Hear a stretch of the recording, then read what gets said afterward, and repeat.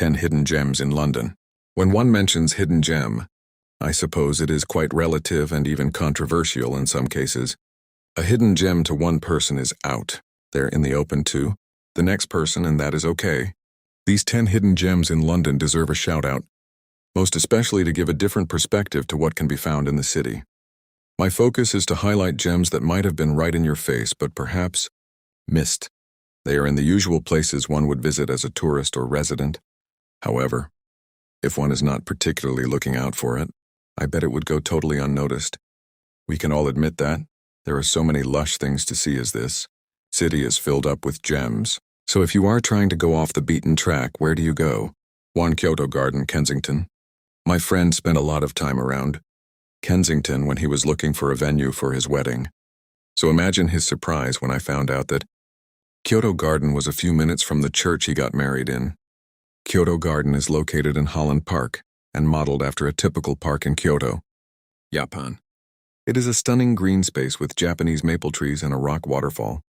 It was created in recognition of the Japan Festival held in London in 1992 and has incorporated stone lanterns and tiered waterfalls just like you would see in Japan.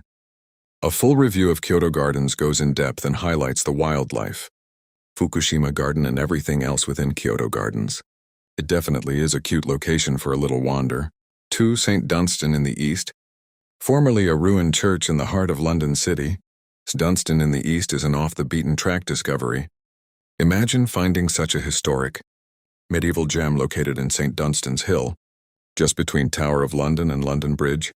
The Church of St. Dunstan was built around 1100 but was badly damaged in 1666 by the Great Fire of London and again in 41 in the Blitz. In 1967, it was turned into a public garden and was open to public in 1970. Talk about history.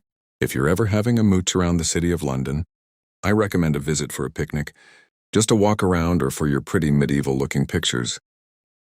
3. Bourne and Hollingsworth Buildings. For a less obvious brunch spot, head to Clerkenwell and Bunch at B.N. I actually found this spot when I was looking for brunch spots around Camden. I wanted somewhere that was not Mayfair and did my Googles. When I saw a picture of the building, I was surprised that it was indeed a brasserie and brunch spot. So we checked it out, and it was actually one of my favorite brunches ever. It was such a brilliant discovery in the most understated location. B&H is very unassuming from outside, but once you step in, there is a bar and sitting area. Definitely one I'd recommend if you have not been yet, as it made my list of favorite London brunch spots. 4 Shad Thames. One of my favorite little corners in London. Shad Thames is on my list of 10 hidden gems in London. It is actually a bustling, historic area of London, and if you are ever looking for old London, Shad Thames is where to go. It reminds me of a street one would find in an action period drama. The street where the bad guy disappears into? Yeah, that's the one. Shad Thames is located at Tower Bridge's West End in Bermondsey. In the 19th century, the area housed the largest warehouse complex in London. It is a lush area to wander, and if you fancy lunch, Le Pont de la Tour is my recommendation. Shad Thames has been featured in many movies due to its old-school cobbled streets, riverside views, and mysterious vibe. Perhaps the most popular is Bridget Jones's Diary, 2001. This pretty street is the scene where Bridget and Daniel share their first kiss. Butler's Wharf in Shad Thames also featured in Harry Potter and the Order of the Phoenix, 2007. We love a film location, don't we? 5 Neal's Yard.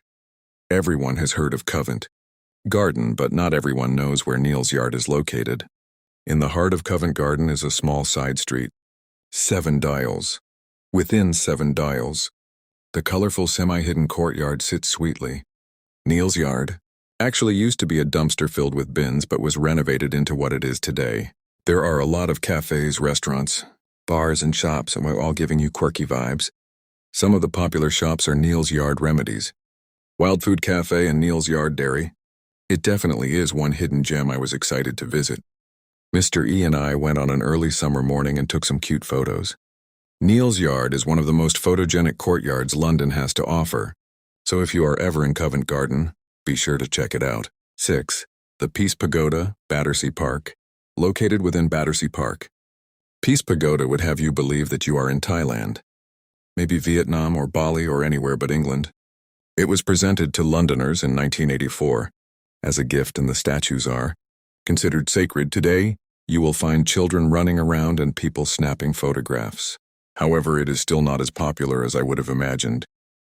Upon further research, I found out that there's another one in Milton Keynes, which was unveiled in 1980. Okay, back to London. Battersea Park's Peace Pagoda is a hidden gem that I absolutely recommend a visit. It is close to Albert Bridge, which is one of the prettiest London bridges. 7.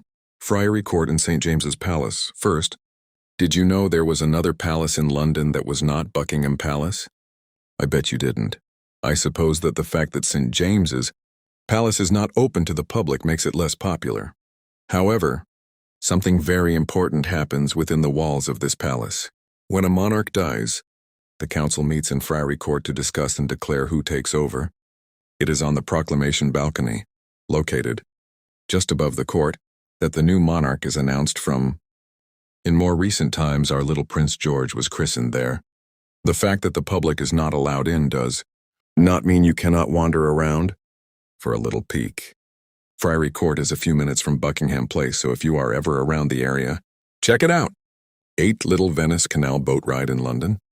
You can find one of the prettiest neighborhoods in London, Little Venice. It has the most beautiful row of colorful canal boats moored on its canal. The scenery is quite different from what you would usually expect and find in London.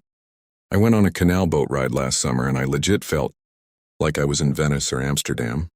It does feel quite surreal, and for that, it makes it to my list of 10 hidden gems in London.